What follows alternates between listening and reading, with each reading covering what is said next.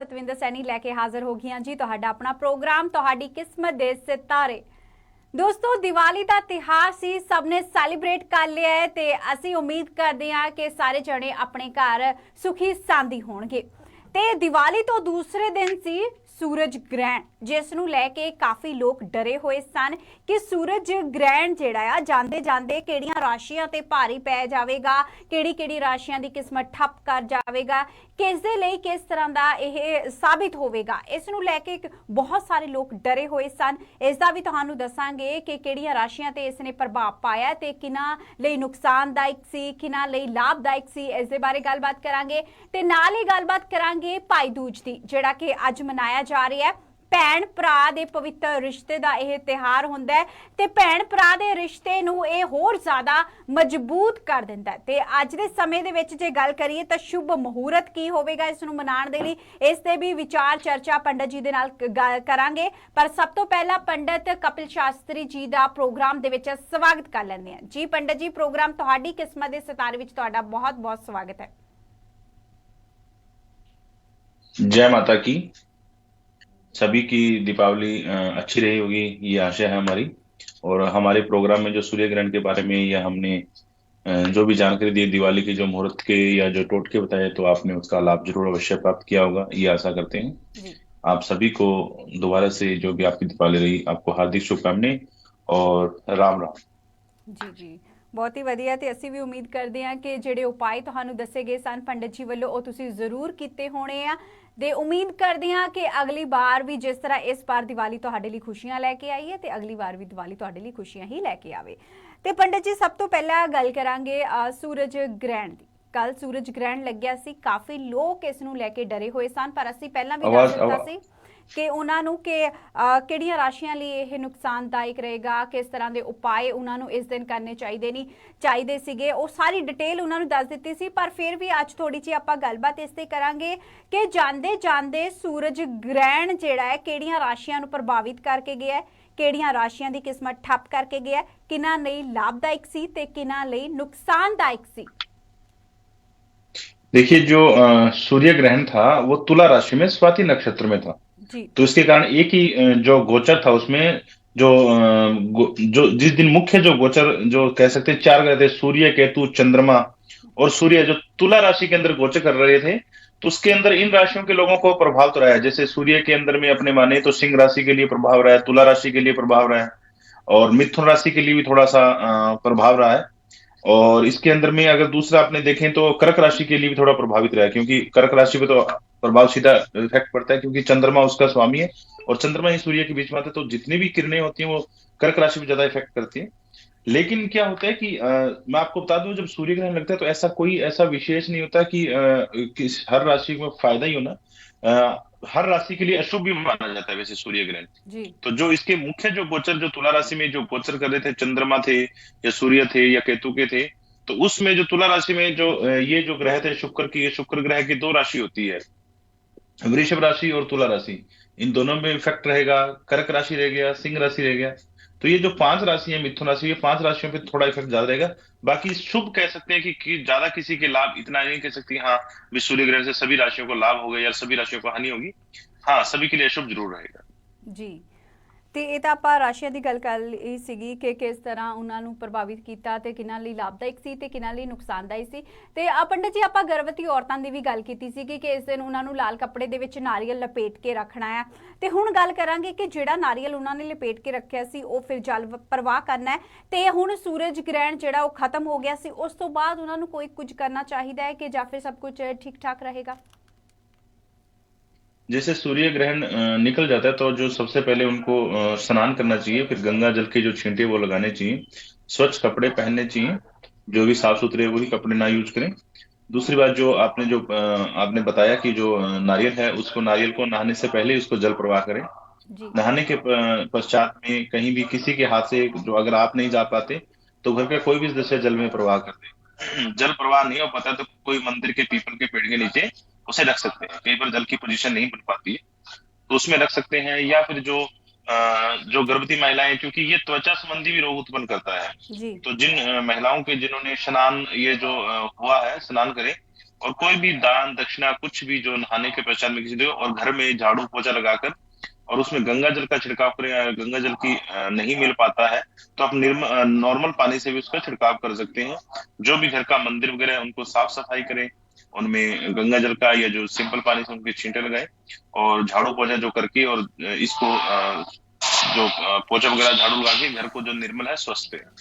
ਜੀ ਬਹੁਤ ਹੀ ਵਧੀਆ ਤੁਸੀਂ ਦੱਸਿਆ। ਤੇ उसके ਹੁਣ ਇੱਥੇ ਫੋਨ ਕਾਲ ਪੰਡਤ ਜੀ ਇੱਕ ਅਟੈਂਡ ਕਰ ਲੈਂਦੇ ਹਾਂ ਆਪਾਂ। ਜੀ ਸਤਿ ਸ਼੍ਰੀ ਅਕਾਲ ਜੀ, ਕਿੱਥੋਂ ਗੱਲ ਕਰ ਰਹੇ ਹੋ? ਹਾਂਜੀ ਸਤਿ ਸ਼੍ਰੀ ਅਕਾਲ ਜੀ। ਮੈਂ ਆਪਣੇ ਬੇਟੇ ਬਾਰੇ ਪੁੱਛਣਾ ਸੀ। ਹਾਂਜੀ ਦੱਸੋ ਜੀ, ਬੇਟੇ ਦਾ ਨਾਮ ਕੀ ਹੈ ਜੀ? ਹਾਂਜੀ ਉਹਦਾ ਜਸਪ੍ਰੀਤ ਸਿੰਘ ਆ। ਉਹਦਾ ਹੈਗਾ ਜਨਮ 17 ਨਵੰਬਰ 1987, 4:50 ਤੜਕੇ ਦਾ, ਹੁਸ਼ਿਆਰਪੁਰ ਦਾ। ਉਹਦੇ ਭਵਿੱਖ ਬਾਰੇ ਪੁੱਛਣਾ ਸੀਗਾ। ਉਹਦੇ ਬਾਹਰ ਆਉਣ ਦਾ ਉਹਦਾ ਆਪਣਾ ਥੋੜਾ ਟੈਨਸ਼ਨ 'ਚ ਰਹਿੰਦਾ। ਤਾਂ ਉਹਦੇ ਦੋ ਬੇਟੇ ਆ। ਇੱਕ ਦਾ ਜਨਮ ਹੋਇਆ ਹੁਣੇ ਹੋਏ 16 ਮਾਰਚ ਨੂੰ। ਹਾਂਜੀ, ਇੱਕ ਦਾ ਜਨਮ ਹੈਗਾ 7:49 ਦਾ, ਇੱਕ ਦਾ 7:50 ਦਾ। ਹਾਂਜੀ, ਉਹ ਵੀ ਹੁਸ਼ਿਆਰਪੁਰ ਤੇ। ਹਾਂਜੀ, ਬੇਟੇ ਬਾਰੇ ਤੁਸੀਂ ਕੀ ਪੁੱਛਣਾ ਚਾਹੁੰਦੇ ਹੋ ਕਿ ਉਹਦਾ ਬਾਹਰਲਾ ਕਦੋਂ ਬਣੇਗਾ? ਹਾਂਜੀ, ਹਾਂਜੀ, ਹਾਂਜੀ। ਜੀ ਜੀ, ਬੇਟੇ ਦਾ ਨਾਮ ਜਸਪ੍ਰੀਤ ਸਿੰਘ ਤੇ ਉਹ ਹੁਣ ਇਸ ਟਾਈਮ ਹੁਸ਼ਿਆਰਪੁਰ ਦੇ ਵਿੱਚ ਹੀ ਰਹਿ ਰਹੇ ਨੇ। ਹਾਂਜੀ, ਹਾਂਜੀ, 7:50 ਤੜਕੇ ਦਾ ਜਨਮ ਹੈ ਉਹਦਾ। ਠੀਕ ਹੈ ਜੀ। ਤੇ ਬੇਟੇ ਨੇ ਕੋਈ ਆਪਣੀ ਵੀਜ਼ੇ ਦੀ ਫਾਈਲ ਲਗਾਈ ਹੋਈ ਹੈ ਜਾਂ ਫਿਰ ਲਗਾਣੀ ਹੈ ਹਜੇ? ਲਗਾਈ ਸੀਗੀ ਤਾਂ ਪਰ ਵੀਜ਼ਾ ਰਿਫਿਊਜ਼ ਹੋ ਗਿਆ ਸੀ। ਹਾਂਜੀ, ਰਿਫਿਊਜ਼ਡ ਹੋ ਗਿਆ। ਤੁਸੀਂ ਕਿੱਥੋਂ ਗੱਲ ਕਰ ਰਹੇ ਹੋ? ਹਾਂਜੀ, ਅਸੀਂ ਇੱਥੇ ਮੌਂਟਰੀਅਲ ਤੋਂ ਕਰਦੇ ਹਾਂ। ਬੋਟੀ ਦਾ ਜਨਮ ਹੈਗਾ, ਉਹਦੀ ਵਾਈਫ ਦਾ ਵੀ, ਦੋਨਾਂ ਦਾ ਲਾਇਆ ਸੀ ਅਸੀਂ। ਜੀ ਠੀਕ ਹੈ ਜੀ। ਜੀ ਹਾਂਜੀ ਜੀ ਠੀਕ ਹੈ ਜੀ, ਤੁਹਾਡੇ ਬੇਟੇ ਦਾ ਅਸੀਂ ਸਾਰਾ ਕੁਝ ਲਿਖ ਲਿਆ ਹੈ ਤੇ ਦੱਸਦੇ ਹਾਂ ਤੁਹਾਨੂੰ। ਉਹਨਾਂ ਨੇ ਕਿ ਫਾਈਲ ਲਗਾਈ ਸੀਗੀ ਕਿ ਉਹ ਰਿਫਿਊਜ਼ ਹੋ ਗਿਆ। ਮੌਂਟਰੀਅਲ ਦਾ ਲਗਾਇਆ ਸੀ ਉਹਨਾਂ ਨੇ ਤੁਹਾਡੇ ਕੋਲ ਆਉਣ ਦੇ ਲਈ। ਤੁਸੀਂ ਪ੍ਰੋਗਰਾਮ ਦੇਖਦੇ ਰਹੋ ਜੀ, ਤੁਹਾਨੂੰ ਪ੍ਰੋਗਰਾਮ ਦੇ ਵਿੱਚ ਹੀ ਦੱਸਿਆ ਜਾਊਗਾ ਕੀ ਕੁਝ ਕਰਨਾ ਚਾਹੀਦਾ ਤੁਹਾਡੇ ਬੇਟੇ ਨੂੰ। ਓਕੇ ਓਕੇ ਜੀ ਧੰਨਵਾਦ ਜੀ ਫੋਨ ਕਰਨ ਲਈ।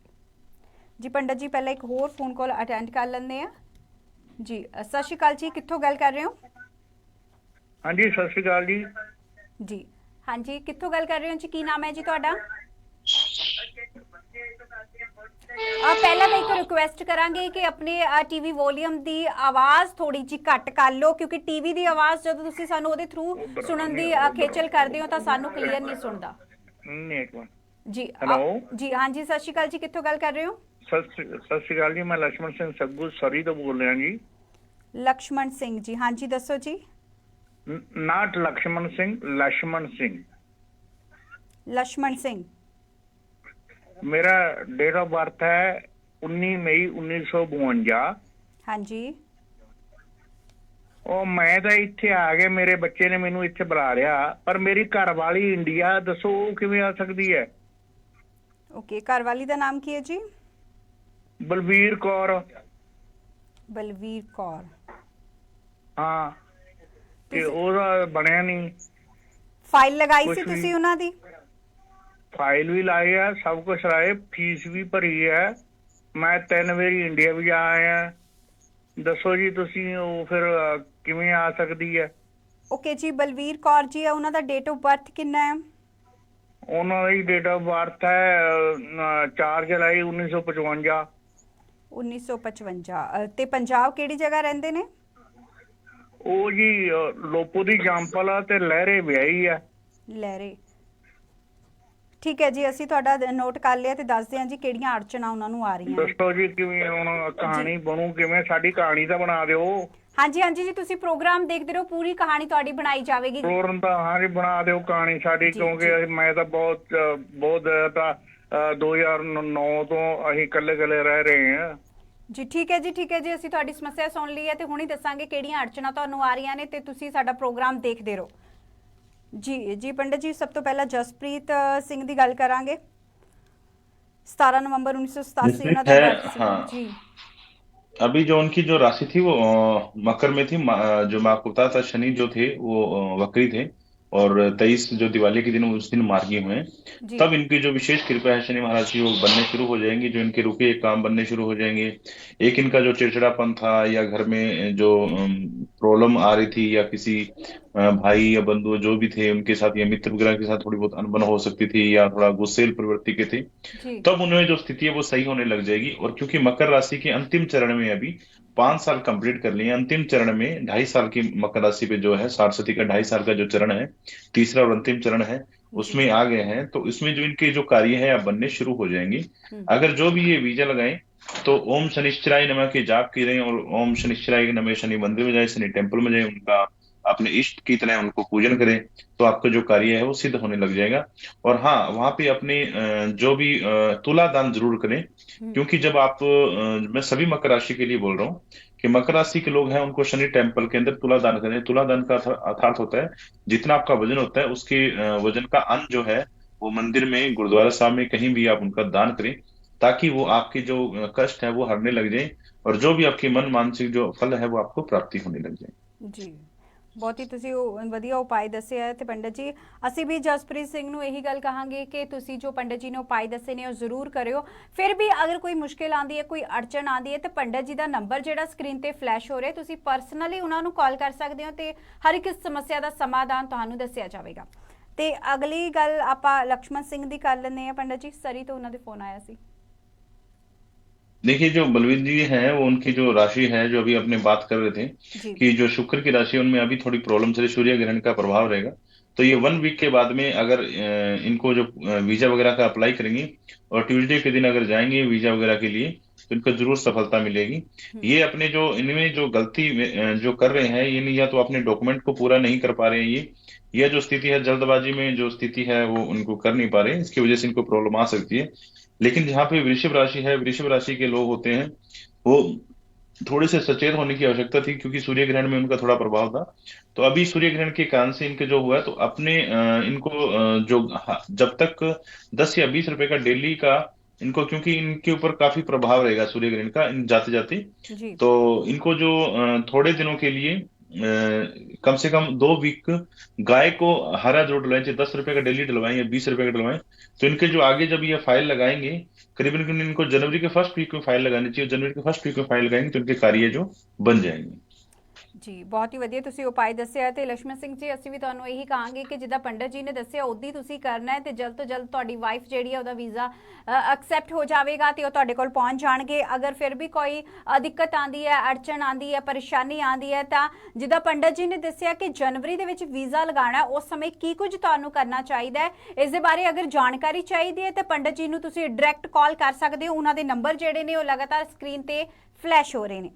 जी अपने दर्शकों ਨੂੰ ਇੱਕ ਵਾਰ ਫਿਰ ਅਸੀਂ ਦੱਸ ਦਿੰਦੇ ਹਾਂ ਕਿ ਸਾਡਾ ਲਾਈਵ ਪ੍ਰੋਗਰਾਮ ਸਟਾਰਟ ਹੋ ਗਿਆ। ਅਗਰ ਤੁਹਾਨੂੰ ਵੀ ਜ਼ਿੰਦਗੀ ਦੇ ਵਿੱਚ ਕੋਈ ਸਮੱਸਿਆ ਆ ਰਹੀ ਹੈ, ਤੁਹਾਡਾ ਵੀ ਵੀਜ਼ਾ ਨਹੀਂ ਲੱਗ ਰਿਹਾ, ਬਾਰ-ਬਾਰ ਫਾਈਲ ਜਿਹੜੀ ਹੈ ਉਹ ਰਿਜੈਕਟ ਹੋ ਰਹੀ ਹੈ, ਪਰੇਸ਼ਾਨੀਆਂ ਘਰ ਦੇ ਵਿੱਚ ਵੱਧ ਗਈਆਂ ਨੇ, ਘਰੇਲੂ ਕਲੇਸ਼ ਦੀ ਆਪਾਂ ਗੱਲ ਕਰੀਏ ਉਹ ਵੱਧ ਗਿਆ ਹੈ, ਇਸ ਤਰ੍ਹਾਂ ਦੀਆਂ ਅਗਰ ਸਮੱਸਿਆਵਾਂ ਤੁਹਾਨੂੰ ਆ ਰਹੀਆਂ ਨੇ ਤਾਂ ਹੁਣ ਫਿਕਰ ਕਰਨ ਦੀ ਲੋੜ ਨਹੀਂ ਹੈ। ਸਾਡਾ ਲਾਈਵ ਪ੍ਰੋਗਰਾਮ ਸ਼ੁਰੂ ਹੋ ਗਿਆ ਹੈ, ਤੁਸੀਂ ਸਾਨੂੰ ਕਾਲ ਕਰ ਸਕਦੇ ਹੋ। ਸਾਡੇ ਨੰਬਰ ਜਿਹੜੇ ਨੇ ਸਕਰੀਨ ਤੇ ਫਲੈਸ਼ ਹੋ ਰਹੇ ਨੇ ਤੇ ਪੰਡਤ ਜੀ ਦੇ ਨਾਲ ਵੀ ਤੁਸੀਂ ਡਾਇਰੈਕਟ ਕਾਲ ਕਰ ਸਕਦੇ ਹੋ। ਉਹਨਾਂ ਨੂੰ ਮਤਲਬ ਉਹਨਾਂ ਨੂੰ ਪਰਸਨਲ ਕਾਲ ਕਰਕੇ ਵੀ ਆਪਣੀਆਂ ਸਮੱਸਿਆਵਾਂ ਦੱਸ ਸਕਦੇ ਹੋ, ਕਿਉਂਕਿ ਕਈ ਵਾਰ ਇਦਾਂ ਹੁੰਦਾ ਹੈ ਕਿ ਕੋਈ ਸਮੱਸਿਆ ਆਪਾਂ ਟੀਵੀ ਤੇ ਨਹੀਂ ਦੱਸ ਸਕਦੇ, ਤਾਂ ਤੁਸੀਂ ਪਰਸਨਲ ਵੀ ਕਾਲ ਕਰ ਸਕਦੇ ਹੋ ਉਹਨਾਂ ਨੂੰ। ਤੇ ਪੰਡਤ ਜੀ ਸੂਰਜ ਗ੍ਰਹਿਣ ਦੀ ਆਪਾਂ ਗੱਲ ਕਰ ਰਹੇ ਸੀਗੇ, ਤਾਂ ਤੁਸੀਂ ਦੱਸਿਆ ਬਹੁਤ ਹੀ ਵਧੀਆ। ਤੇ ਅੱਗੇ ਆਪਾਂ ਗੱਲ ਕਰਾਂਗੇ, ਅੱਜ ਭਾਈ ਦੂਜ ਦਾ ਜਿਹੜਾ ਤਿਉਹਾਰ ਮਨਾਇਆ ਜਾ ਰਿਹਾ ਹੈ, ਭੈਣ ਭਰਾ ਦੇ ਪਵਿੱਤਰ ਰਿਸ਼ਤੇ ਦਾ ਇਹ ਤਿਉਹਾਰ ਹੈ। ਕਹਿ ਸਕਦੇ ਹਾਂ ਕਿ ਭੈਣ ਭਰਾ ਦੇ ਜਿਹੜੇ ਰਿਸ਼ਤੇ ਨੂੰ ਹੋਰ ਜ਼ਿਆਦਾ ਮਜ਼ਬੂਤ ਇਹ ਕਰ ਦਿੰਦਾ। ਤੇ ਇਸ ਦੇ ਬਾਰੇ ਵੀ ਅਸੀਂ ਥੋੜਾ ਜਿਹਾ ਜਾਣਨਾ ਚਾਹਾਂਗੇ ਤੇ ਕਿਉਂ ਇਹ ਮਨਾਇਆ ਜਾਂਦਾ। ਪਰ ਉਸ ਤੋਂ ਪਹਿਲਾਂ ਇੱਕ ਕਾਲ ਅਟੈਂਡ ਕਰ ਲੈਂਦੇ ਹਾਂ। ਜੀ ਸਤਿ ਸ਼੍ਰੀ ਅਕਾਲ ਜੀ, ਕਿੱਥੋਂ ਗੱਲ ਕਰ ਰਹੇ ਹੋ? ਸਤਿ ਸ਼੍ਰੀ ਅਕਾਲ ਜੀ, ਸਤਵਿੰਦਰ ਜੀ। ਜੀ ਸਤਿ ਸ਼੍ਰੀ ਅਕਾਲ ਜੀ, ਕਿੱਥੋਂ ਗੱਲ ਕਰ ਰਹੇ ਹੋ? ਕੀ ਨਾਮ ਹੈ ਤੁਹਾਡਾ? ਮੈਂ ਜੀ ਲక్ష్మణ ਸਿੰਘ ਸੱਗੂ ਫੇਰ ਸਰੀ ਤੋਂ ਬੋਲਦਾ ਜੀ। ਹਾਂਜੀ। ਤੁਹਾਡਾ ਪੰਡਤ ਝੂਠਾ ਹੈ ਜੀ। ਜੀ ਅਸੀਂ ਤਾਂ ਇਹ ਗੱਲ ਕਰਾਂਗੇ ਜੀ, ਅਗਰ ਤੁਸੀਂ ਵਿਸ਼ਵਾਸ ਕਰ ਸਕਦੇ ਹੋ ਕਿਸੇ ਚੀਜ਼ ਨੂੰ ਲੈ ਕੇ ਤਾਂ ਸਾਨੂੰ ਜ਼ਰੂਰ ਕਾਲ ਕਰੋ। ਅਗਰ ਤੁਸੀਂ ਇਹਨਾਂ ਚੀਜ਼ਾਂ ਨੂੰ ਨਹੀਂ ਮੰਨਦੇ ਤਾਂ ਤੁਸੀਂ ਬੇਸ਼ੱਕ ਕਾਲ ਨਾ ਕਰੋ, ਕਿਉਂਕਿ ਬਹੁਤ ਸਾਰੀ ਦੁਨੀਆ ਜਿਹੜੀ ਜੋਤਿਸ਼ ਦੇ ਵਿੱਚ ਵਿਸ਼ਵਾਸ ਰੱਖਦੀ ਹੈ। ਅਗਰ ਤੁਸੀਂ ਨਹੀਂ ਵਿਸ਼ਵਾਸ ਰੱਖਦੇ ਤਾਂ ਤੁਸੀਂ ਬੇਸ਼ੱਕ ਸਾਨੂੰ ਬਿਲਕੁਲ ਵੀ ਕਾਲ ਨਾ ਕਰੋ। ਜਿਹੜੇ ਲੋਕ ਰੱਖਦੇ ਨਹੀਂ ਤਾਂ ਉਹ ਜ਼ਰੂਰ ਸਾਨੂੰ ਕਾਲ ਕਰੋ। ਜੀ ਪੰਡਤ ਜੀ ਭਾਈ ਦੂਜ ਬਾਰੇ ਆਪਾਂ ਗੱਲ ਕਰਾਂਗੇ, शुभ मुहूर्त ਦੀ ਕਿ ਕਦੋਂ ਅੱਜ शुभ मुहूर्त है, किस वेले ਭੈਣ ਜਿਹੜੀ ਆਪਣੇ ਭਰਾ ਦੇ ਟਿੱਕਾ लगा सकती है? देखिए, इसके अंदर जो शुभ मुहूर्त जो चीजें आ रही हैं वो 1:12 दोपहर से लेके 3:27 पे आज रहेगा जी। और कुछ लोग हैं जो कल भी बना रहे हैं, कल तक भी रहेगा इसका मुहूर्त। तो कल का जो मुहूर्त है वो 12:14 से 12:45 तक इसका शुभ मुहूर्त रहेगा, जहाँ पे बहन जो भाई को तिलक लगा सकती हैं। जी। इसकी एक कहानी है कि हम ये जो भैया दूज का त्योहार है ये क्यों बनाते हैं, क्या रीजन है इसका। तो मैं आपको बताना चाहूंगा कि जो सूर्य है, सूर्य की पत्नी का नाम छाया है। हम्म। छाया के दो पुत्र हुए, एक का नाम शनि, एक का नाम यम, और एक जो उनकी बहन थी उनका नाम यमुना। जी। तो शनि महाराज के आप बारे जाने हैं कि वो प्लेनेट में सबसे प्रधान और सबसे पावरफुल ग्रह है। ये सूर्य के पुत्र हैं। हम्म। दूसरा जो यम है, यमराज जिनको बोलते हैं, वो भी सूर्य के पुत्र हैं। जी। तो इनकी जो सूर्य के साथ यमराज की और यमुना की नहीं बनती थी, अपने भाई के साथ यम की बनती नहीं थी। तो जो यमुना थी वो अपनी जो भाई था यमराज, उनकी बड़ी प्रिय थी और उनको अपने भाई यम को बड़ा प्रेम करती थी। हम्म। तो वो अपने भाई यम को बोलती थी कि आप मेरे घर पे आइए, मुझसे मिलने आइए, अपने जो मित्रगण हैं उनको लेके आइए, मैं आपका सत्कार करूंगी। जी। तो यमराज बोलते थे कि मैं तो मृत्यु लोक का राजा हूँ, मैं मृत्यु का राजा हूँ, तो मैं मेरी बहन के घर कैसे जाऊं? अगर मैं जाऊंगा तो प्रॉब्लम क्रिएट होगी उनको। तो इस वजह से वो जाते नहीं। तो एक बार जब कार्तिक की अपने पूर्णिमा आई, तो उन्होंने बोला कि आपको आना ही पड़ेगा। उन्होंने अपनी कसम दिया और कि आपका अपनी बहन के लिए आना पड़ेगा। तो उन्होंने उसके बाद में उन्होंने एक समय निर्धारित किया कि मैं दीपावली के बाद आपके घर पे आऊंगा और मेरे मित्रगण को लेकर। तो उस समय जो उन्होंने क्या किया कि मृत्यु लोक को बंद कर दिया, मृत्यु लोक के जो दरवाजे थे उनको बंद करके, और कुछ समय के लिए यमुना जी के जो थे उनके पास है अपनी बहन को, और वहां पे तिलक लगाया। और उन्होंने जो इसमें जो प्रथा है कि एक थाली में रोली मोली, और इसके अंदर में जो एक नारियल की गठ है जो वो भाई को दी जाती है, जी। और कुछ फूल वगैरह उसमें रखे जाते हैं, गठ हो, एक फूल हो, और वो थाली से दीपक से उनकी आरती की जाती है। एक चौकी पे बिठाया जाता है, जिसको आप चौकी बोलते हैं, घर पे जो चौकी होती है जी। लकड़ी की, जो पीढ़ी भी बोलते हैं उसको, पीढ़ी पे बिठाया जाता है। और उनको पूर्व दिशा की तरफ मुंह करके उनका तिलक किया जाता है। तिलक करने के पश्चात में जब यमराज को वो खुश हुए और उनको विभिन्न प्रकार के जो उन्होंने पकवान वगैरह बनाए और वो खिलाए, तो बड़े खुश हुए। तो बहन को बोले आपको क्या आशीर्वाद चाहिए? तो उन्होंने दीर्घायु के लिए, लंबी प्रार्थना के लिए, ये सभी भाइयों के लिए उन्होंने मांगा कि जो भाई कोई भी अपनी बहन के घर जाके और उस दिन जो तिलक करवाएगा तो उनकी लंबी आयु की कामना करती हूं मैं। तो इस प्रकार से जो यमराज की जब इस प्रकार पूजा की जाती है, तो दीर्घायु और लंबी आयु के बारे में जो के लिए भाइयों की लंबी आयु के बारे में ये पूजा की जाती है। जी। और इस प्रकार से ये भैया दूज की जो प्रथा है, ये दीपावली के बाद मनाई जाती है। और आपको बता दूं, भैया दूज के बाद में उनके एक सहायक हैं चित्रगुप्त। जी। जो तो चित्रगुप्त की भी पूजा दूसरे दिन, जिस दिन भैया दूज पूजा होती है उसके दिन चित्रगुप्त की भी पूजा की जाती है। चित्रगुप्त की पूजा, जो एक ब्रह्मा जी के मानस पुत्र हैं, 1000 वर्ष तपस्या के बाद में चित्रगुप्त पैदा हुए थे। जो यमराज ने बोला कि मुझे सहायक की आवश्यकता रहेगी, तो उनके लिए एक अच्छा और जो विद्यावान हो वो सहायक, जो लेखनी करने वाला हो, सबका लेखाधिकार हो, तो उन्होंने चित्रगुप्त को नियुक्त किया था। 1000 तपस्या के बाद में बड़े ही तरीके से ये जो ब्रह्मा जी से मानस पुत्र के रूप में वो उत्पन्न हुए। जी। उसके बजाय में जो सेकंड डे होता है, जैसे जहाँ पे अन्नकूट वगैरह जो आप मंदिर में बनाया जाता है, तो उस दिन जो चित्रगुप्त की भी पूजा की जाती है। चित्रगुप्त को श्री गणेशाय नमः लिख के सफेद कागज पे होम 11 बार चित्रगुप्त नमाहि लिख के उनकी पूजा अर्चना, माँ लक्ष्मी का और भगवान शिव का आशीर्वाद लेके उनकी जो पूजा अर्चना की जाती है, तो उसमें जो हमें विद्या रूपी या जो एक माइंड जो जिसकी होती है, जो बच्चे वगैरह होते हैं जो पढ़ने लिखने में, उनके लिए, उनके समृद्धि के लिए, उनका आशीर्वाद के लिए उनकी पूजा करनी चाहिए, ताकि भविष्य में आपकी जो विद्या वगैरह अध्ययन हो वो चीजों में सफलता प्राप्त हो सके। जी, बहुत ही ਵਧੀਆ ਇਹ ਚੀਜ਼ ਤੁਸੀਂ ਦੱਸੀ ਕਿ ਕਿਹੜੀਆਂ ਚੀਜ਼ਾਂ ਦੀ ਸਾਨੂੰ ਪੂਜਾ ਕਰਨੀ ਚਾਹੀਦੀ ਹੈ ਜਿਸ ਦੇ ਨਾਲ ਘਰ ਦੇ ਵਿੱਚ ਹਰ ਇੱਕ ਸਮੱਸਿਆ ਦੂਰ ਹੋਵੇਗੀ ਤੇ ਬੱਚਿਆਂ ਤੇ ਵੀ ਉਹਦਾ ਵਧੀਆ ਅਸਰ ਪਵੇਗਾ। ਤੇ ਪੰਡਤ ਜੀ, ਆਪਾਂ ਗੱਲ ਕਰਦੇ ਹਾਂ ਜਦੋਂ ਭੈਣ ਤਿਲਕ ਕਰਦੀ ਹੈ ਆਪਣੇ ਭਰਾ ਨੂੰ, ਉਸ ਸਮੇਂ ਅਗਰ ਥਾਲੀ ਦੀ ਗੱਲ ਕਰੀਏ ਜਿਸ ਦੇ ਵਿੱਚ ਸੰਦੂਰ ਵਗੈਰਾ ਜਾਂ ਕੁਝ ਵੀ ਜਿਸ ਦੇ ਨਾਲ ਤਿਲਕ ਕੀਤਾ ਜਾਂਦਾ ਹੈ, ਉਹ ਕਿਹੜੀ ਚੀਜ਼ ਰੱਖਣੀ ਚਾਹੀਦੀ ਹੈ? ਜਾਂ ਫਿਰ ਇਸ ਦੇ ਵਿੱਚ ਇਹ ਵੀ ਗੱਲ ਕਰੀਏ ਕਿ ਕਿਹੜੀ ਚੀਜ਼ ਦੇ ਨਾਲ ਭਰਾ ਦਾ ਮੂੰਹ ਮਿੱਠਾ ਕਰਵਾਉਣਾ ਚਾਹੀਦਾ ਜਿਹੜਾ ਸਭ ਤੋਂ ਜ਼ਿਆਦਾ शुभ रहे? देखिए, सबसे ज्यादा शुभ जो चीजें मानती है, गुड़ को माना गया है वैसे तो मीठे में। जी। लेकिन फिर भी कोई मिठाई वगैरह कोई भी हो, मीठा कुछ भी हो, उसके अंदर उनका अगर भाई को वो जो दीपक से उनकी आरती करे और उनको वो मिठाई खिलाई जाए या कुछ भी जो खाने में दिया जाए, मीठा वगैरह दिया जाए, वो कुछ भी किसी भी रूप में हो सकता है, तो वो देंगे। तो इससे जो भाई और बहन का जो पवित्र रिश्ता है वो कायम रहता है और आगे अच्छे जो क्रिया है वो होती है। जी, बहुत ही ਵਧੀਆ। मतलब ਸ਼ਰਧਾ ਪੂਰਵਕ ਤੁਸੀਂ ਕੋਈ ਵੀ ਚੀਜ਼ ਥਾਲੀ ਦੇ ਵਿੱਚ ਰੱਖ ਸਕਦੇ ਹੋ ਜਿਸ ਦੇ ਨਾਲ ਮੂੰਹ ਮਿੱਠਾ ਤੁਸੀਂ ਆਪਣੇ ਭਰਾ ਦਾ ਕਰਵਾਉਣਾ। ਤੇ ਅੱਗੇ ਪੰਡਤ ਜੀ ਇਹ ਵੀ ਪੁੱਛਣਾ ਚਾਹਾਂਗੇ ਕਿ ਜਦੋਂ ਤਿਲਕ ਕੀਤਾ ਜਾਂਦਾ ਹੈ ਤੇ ਉਸ ਸਮੇਂ ਕੁਝ ਦਿੱਤਾ ਵੀ ਜਾਂਦਾ ਹੈ ਭੈਣ ਜਾਂ ਭਰਾ ਨੂੰ, ਜਾਂ ਫਿਰ ਤਿਲਕ ਕਰਵਾਉਣਾ ਹੀ देखिए, ਸਹੀ ਰਹਿੰਦਾ? नहीं, तिलक के बाद में जो भाई है बहन को कुछ उपहार स्वरूप की कुछ राशि वगैरह देते हैं। जी। तो उपहार में कुछ भी दे सकते, उनके लिए गिफ्ट लेके आते हैं, जो भी परंपरा के अनुसार, जो भी अपनी क्रिया के अनुसार या अपने अकॉर्डिंग जो भी कुछ देना चाहते हैं तो बहन को देना चाहिए। क्योंकि हमारे हिंदू धर्म में ये मान्यता है कि जब हम किसी बहन के लिए तिलक करवाते हैं तो उनको खाली हाथ नहीं देते, उनको कुछ ना कुछ उपहार में देते हैं, चाहे वो राशि के रूप में हो, चाहे वो किसी गिफ्ट के रूप में हो, कुछ ना कुछ उपहार दिया जाता है। जी। जी। तो क्योंकि बहन के घर आके ये तिलक होता है, तो कभी भी सनातन धर्म में यही माना गया है कि जब बहन के घर जाते हैं तो खाली हाथ लेके नहीं जाते, कुछ ना कुछ बहन के लिए लेके जाते हैं, तो ये उपहार है वो दिया जाता है। जी, बहुत ही ਵਧੀਆ ਕਿ ਭੈਣ ਦੇ ਘਰ ਤੁਸੀਂ ਜਾਣਾ ਤਿਲਕ ਕਰਾਉਣ ਤਾਂ ਜੇਬ ਜੋ ਥੋੜੀ ਜੀ ਖਾਲੀ ਜ਼ਰੂਰ ਕਰਨੀ ਹੋਵੇਗੀ, ਕਿਉਂਕਿ ਭੈਣ ਦੇ ਘਰ ਕਦੇ ਵੀ ਖਾਲੀ ਹੱਥ ਨਹੀਂ ਜਾਣਾ ਚਾਹੀਦਾ। ਆਪਾਂ ਭਾਈ ਦੂਜ ਦੀ ਗੱਲ ਨਹੀਂ ਕਰਦੇ, ਅਗਰ ਹੋਰ ਵੀ ਕਿਸੇ ਫੈਸਟੀਵਲ ਤੇ ਜਿੱਦਾਂ ਵੀ ਤੁਸੀਂ ਜਾਂਦੇ ਹੋ ਤਾਂ ਕਦੇ ਵੀ ਖਾਲੀ ਹੱਥ ਨਹੀਂ ਜਾਣਾ ਚਾਹੀਦਾ, ਕੋਈ ਨਾ ਕੋਈ ਚੀਜ਼ ਜ਼ਰੂਰ ਲੈ ਕੇ ਜਾਣੀ ਚਾਹੀਦੀ ਹੈ ਤੇ ਸ਼ੁਭ ਮੰਨੀ ਜਾਂਦੀ ਹੈ। ਤੇ ਅੱਗੇ ਪੰਡਤ ਜੀ ਆਪਾਂ ਗੱਲ ਕਰਾਂਗੇ ਕਿ ਇਸ ਦਿਨ ਆਪਾਂ ਨੂੰ ਕਿਹੜੇ ਕੰਮ ਕਰਨੇ ਚਾਹੀਦੇ ਹੈ ਤੇ ਕਿਹੜੇ ਕੰਮ ਕਰਨ ਤੋਂ ਬਚਣਾ ਚਾਹੀਦਾ, ਕਿਉਂਕਿ ਇਹ ਵੀ ਇੱਕ ਤਿਉਹਾਰ ਦੀ ਤਰ੍ਹਾਂ ਸੈਲੀਬ੍ਰੇਟ ਕੀਤਾ ਜਾਂਦਾ ਹੈ ਹਰ ਜਗ੍ਹਾ ਤੇ ਫਿਰ ਕਹਿ ਸਕਦੇ ਆ ਕਿ ਕੋਈ ਨਾ ਕੋਈ ਬੁਰਾ ਪ੍ਰਭਾਵ ਪੈ ਜਾਂਦਾ ਹੈ ਅਗਰ ਆਪਾਂ ਕੋਈ ਗਲਤ ਕੰਮ ਕਰ ਦਈਏ। ਇਸ ਲਈ ਕਿਹੜੇ ਕੰਮ ਕਰਨੇ ਸ਼ੁਭ ਮੰਨੇ ਜਾਣਗੇ ਤੇ ਕਿਹੜੇ नहीं करने चाहिए? शुभ कार्य तो जो भी क्रिया करते हैं अपने, जो शुभ कार्य ही होते हैं, कभी ऐसा नहीं है कि इसमें शुभ कार्य नहीं होते हैं। तो अगर कोई भी हम कार्य करेंगे तो शुभ, जो भी क्रिया अपने घर के लिए फायदे के लिए क्रिया करते हैं तो वो शुभ कार्य में ही माना गया। जी ਜੀ, ਮਤਲਬ ਕਿ ਕੋਈ ਵੀ ਕੰਮ ਤੁਸੀਂ ਇਹਦੇ ਵਿੱਚ ਕਰ ਸਕਦੇ ਹੋ ਸ਼ੁਭ ਵਾਲੇ। ਤੇ ਪੰਡਤ ਜੀ ਭਾਈ ਦੂਜ ਦੀ ਆਪਾਂ ਗੱਲ ਕਰ ਲਈ ਹੈ ਤੇ ਬਹੁਤ ਹੀ ਵਧੀਆ ਤੁਸੀਂ ਦੱਸਿਆ ਕਿ ਕਿਸ ਤਰ੍ਹਾਂ ਕੀ ਕਰਨਾ ਚਾਹੀਦਾ ਹੈ। ਤੇ ਇੱਕ ਵਾਰ ਦਰਸ਼ਕਾਂ ਨੂੰ ਫਿਰ ਅਸੀਂ ਦੱਸ ਦੇਣਾ ਚਾਹੁੰਦੇ ਹਾਂ ਕਿ ਸਾਡਾ ਪ੍ਰੋਗਰਾਮ ਲਾਈਵ ਸਟਾਰਟ ਹੋ ਚੁੱਕਿਆ ਹੈ ਤੇ ਤੁਸੀਂ ਸਾਨੂੰ ਕਾਲ ਕਰ ਸਕਦੇ ਹੋ। ਅਗਰ ਕੋਈ ਵੀ ਸਮੱਸਿਆ ਤੁਹਾਨੂੰ ਜ਼ਿੰਦਗੀ ਦੇ ਵਿੱਚ ਆ ਰਹੀ ਹੈ ਤਾਂ ਹਰ ਸਮੱਸਿਆ ਦਾ ਸਮਾਧਾਨ ਕੱਢਿਆ ਜਾਵੇਗਾ। ਤੇ ਪੰਡਤ ਜੀ ਸਾਡੇ ਨਾਲ ਲਾਈਵ ਜੁੜੇ ਹੋਏ ਨੇ, ਤੁਸੀਂ ਉਹਨਾਂ ਨੂੰ ਡਾਇਰੈਕਟ ਦੱਸ ਸਕਦੇ ਹੋ ਆਪਣੀ ਸਮੱਸਿਆ ਤੇ ਸਮਾਧਾਨ ਤੁਹਾਨੂੰ ਦਿੱਤਾ ਜਾਵੇਗਾ।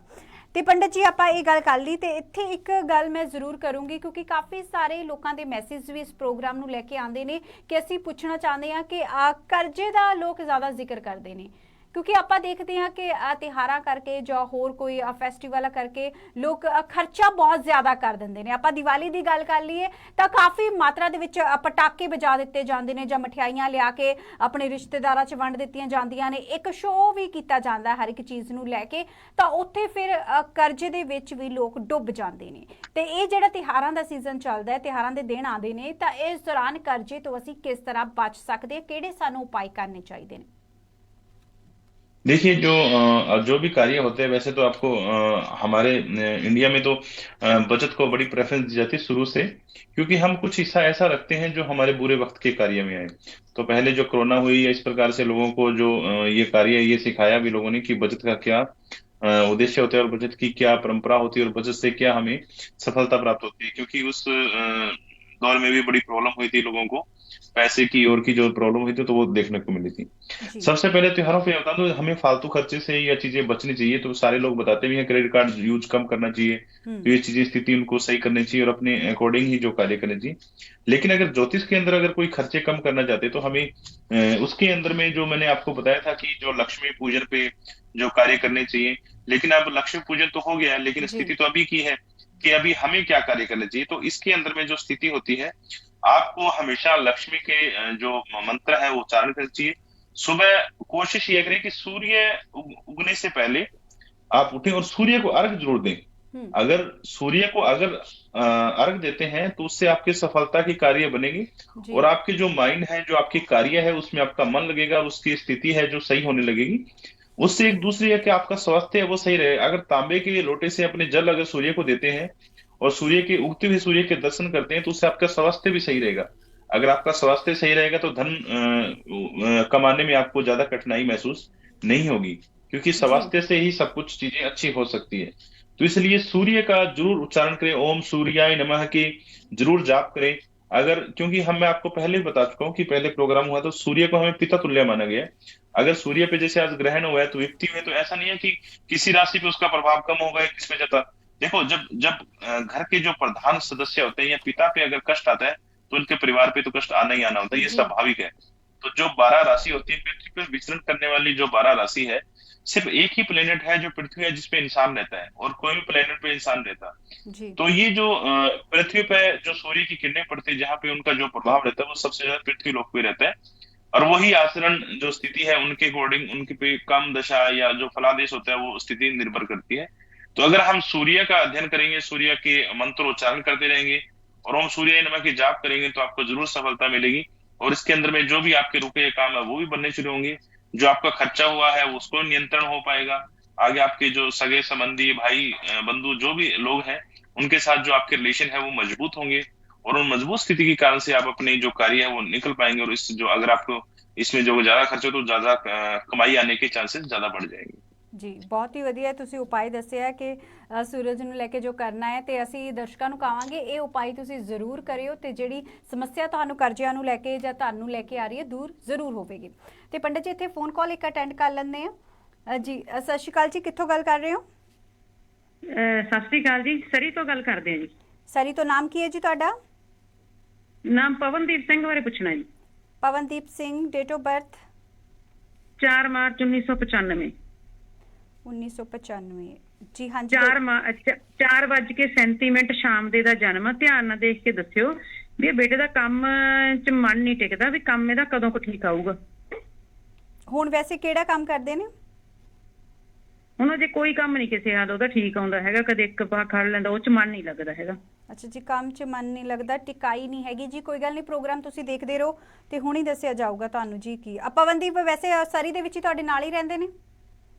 ਹਾਂਜੀ, ਨਾਲ ਹੀ ਰਹਿੰਦੇ ਨੇ ਜੀ। ਠੀਕ ਹੈ ਜੀ, ਪ੍ਰੋਗਰਾਮ ਦੇਖਦੇ ਰਹੋ, ਹੁਣੀ ਤੁਹਾਨੂੰ ਦੱਸਿਆ ਜਾਊਗਾ ਕੀ ਕਰਨਾ ਚਾਹੀਦਾ। ਧੰਨਵਾਦ ਜੀ ਫੋਨ ਕਰਨ ਲਈ।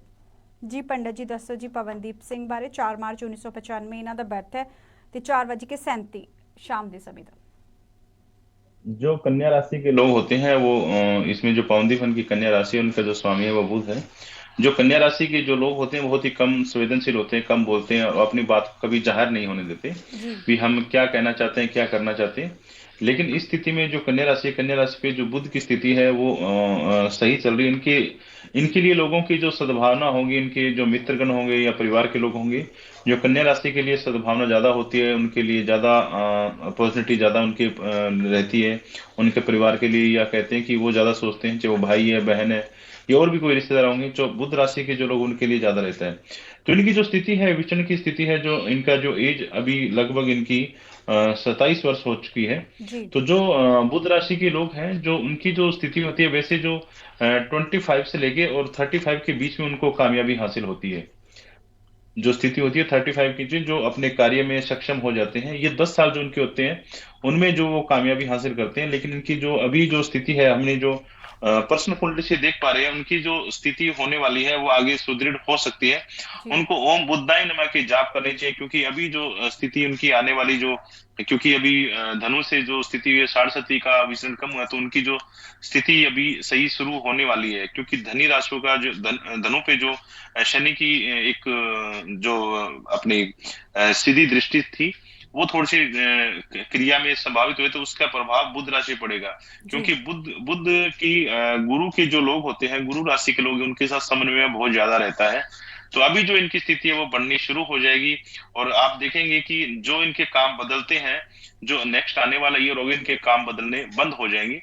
इनको जो माता भगवती के इनको उच्चारण करने चाहिए, माता भगवती की स्तुति करनी चाहिए। अगर माता भगवती इनके लिए जो अपना इष्ट बनाना चाहिए, तो इनके कार्य है वो सफल होने शुरू हो जाएंगे।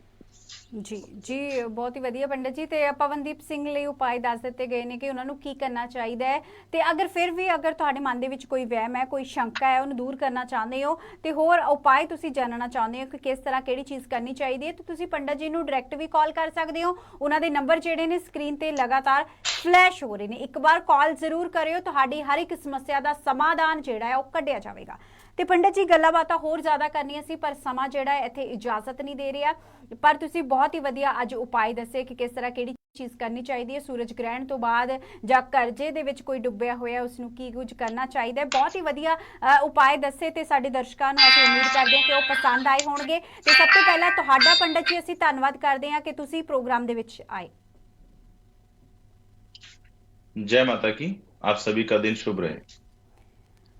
ਜੀ ਦੋਸਤੋ, ਸਮੱਸਿਆਵਾਂ ਜਿਹੜੀਆਂ ਨੇ ਉਹ ਜ਼ਿੰਦਗੀ ਦੇ ਵਿੱਚ ਆਉਂਦੀਆਂ ਰਹਿੰਦੀਆਂ ਨੇ, ਪਰ ਇਹਨਾਂ ਦਾ ਸਮਾਧਾਨ ਕੱਢਣਾ ਵੀ ਬਹੁਤ ਜ਼ਰੂਰੀ ਹੁੰਦਾ ਹੈ। ਅਗਰ ਤੁਹਾਨੂੰ ਵੀ ਸਮੱਸਿਆਵਾਂ ਆ ਰਹੀਆਂ ਨੇ, ਤੁਹਾਨੂੰ ਚਾਹੀਦਾ ਹੈ ਸਮਾਧਾਨ, ਤਾਂ ਸਾਨੂੰ ਤੁਸੀਂ ਲਾਈਵ ਪ੍ਰੋਗਰਾਮ ਦੇ ਵਿੱਚ ਕਾਲ ਕਰ ਸਕਦੇ ਹੋ। ਤੇ ਅਗਰ ਤੁਸੀਂ, ਕਈ ਲੋਕ ਹੁੰਦੇ ਨੇ ਕਿ ਟੀਵੀ ਤੇ ਆਪਣੀ ਸਮੱਸਿਆ ਨਹੀਂ ਦੱਸ ਸਕਦੇ, ਤਾਂ ਪੰਡਤ ਜੀ ਦਾ ਨੰਬਰ ਵੀ ਨੀਚੇ ਫਲੈਸ਼ ਹੁੰਦਾ ਰਹਿੰਦਾ ਹੈ, ਤੁਸੀਂ ਉਹਨਾਂ ਨੂੰ ਪਰਸਨਲੀ ਵੀ ਕਾਲ ਕਰ ਸਕਦੇ ਹੋ। ਤੇ ਇੱਥੇ ਇੱਕ ਗੱਲ ਮੈਂ ਜ਼ਰੂਰ ਕਹਿਣੀ ਚਾਹੂੰਗੀ ਕਿ ਬਹੁਤ ਸਾਰੇ ਲੋਕ ਨੇ ਜਿਹੜੇ ਜੋਤਿਸ਼ ਦੇ ਵਿੱਚ ਵਿਸ਼ਵਾਸ ਰੱਖਦੇ ਨੇ ਅਤੇ ਬਹੁਤ ਲੋਕ ਨਹੀਂ ਰੱਖਦੇ। ਅਸੀਂ ਇੱਥੇ ਇਹ ਨਹੀਂ ਕਹਿੰਦੇ ਕਿ ਤੁਸੀਂ ਜੋਤਿਸ਼ ਦੇ ਵਿੱਚ ਵਿਸ਼ਵਾਸ ਰੱਖੋ, ਪਰ ਜਿਹੜੇ ਲੋਕ ਰੱਖਦੇ ਨੇ ਉਹਨਾਂ ਲਈ ਇਹ ਪ੍ਰੋਗਰਾਮ ਹੈ, ਤੁਸੀਂ ਕਾਲ ਕਰ ਸਕਦੇ ਹੋ, ਸਮੱਸਿਆ ਦਾ ਸਮਾਧਾਨ ਲੈ ਸਕਦੇ ਹੋ। ਪਰ ਜਿਹੜੇ ਲੋਕ ਵਿਸ਼ਵਾਸ ਨਹੀਂ ਰੱਖਦੇ ਉਹ ਬੇਸ਼ੱਕ ਕਾਲ ਨਾ ਕਰਨ। ਤੇ ਪ੍ਰੋਗਰਾਮ ਦੇ ਵਿੱਚ ਅੱਜ ਸਮਾਂ ਇਜਾਜ਼ਤ ਨਹੀਂ ਦੇ ਰਿਹਾ ਕਿ ਤੁਹਾਡੇ ਨਾਲ ਹੋਰ ਗੱਲਾਂ ਬਾਤਾਂ ਕਰੀਏ, ਪਰ ਵਾਅਦਾ ਕਰਦੇ ਹਾਂ ਕਿ ਕੱਲ ਫਿਰ ਮੁਲਾਕਾਤ ਹੋਵੇਗੀ ਇਸੇ ਸਮੇਂ ਤੇ। ਕੱਲ ਫਿਰ ਲਾਈਵ ਪ੍ਰੋਗਰਾਮ ਦੇ ਵਿੱਚ ਤੁਹਾਡੀਆਂ ਸਮੱਸਿਆਵਾਂ ਸੁਣੀਆਂ ਜਾਣਗੀਆਂ ਤੇ ਉਹਨਾਂ ਦਾ ਸਮਾਧਾਨ ਦਿੱਤਾ ਜਾਵੇਗਾ। ਤਦ ਤੱਕ ਮੈਨੂੰ ਦਿਓ ਇਜਾਜ਼ਤ। ਧੰਨਵਾਦ।